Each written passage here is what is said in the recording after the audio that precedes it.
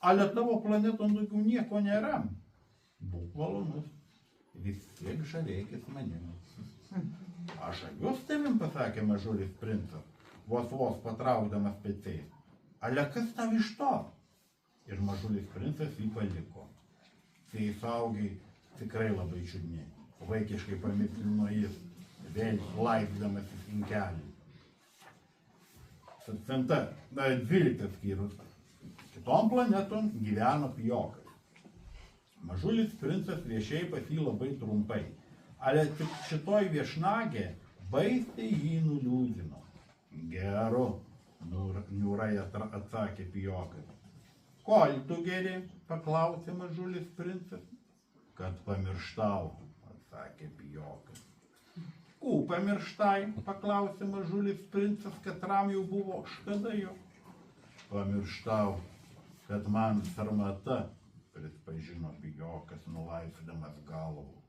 Kol sarmata, paklausė mažulis princas, kad jis norėjo jam pamačyti. Sarmata laps, nukirto pijokas ir visai nustilo. Kaip tu manai, ar daug žolės reikia tai aveliai? Kodėl? Todėl, kad mano ganykla visai maža. Užteks tikriausiai. Daviau tą visai mažutę avį. Ji palenkė galvą prie piešinio. Netokia jau maža. Žiūrėk, užmigo.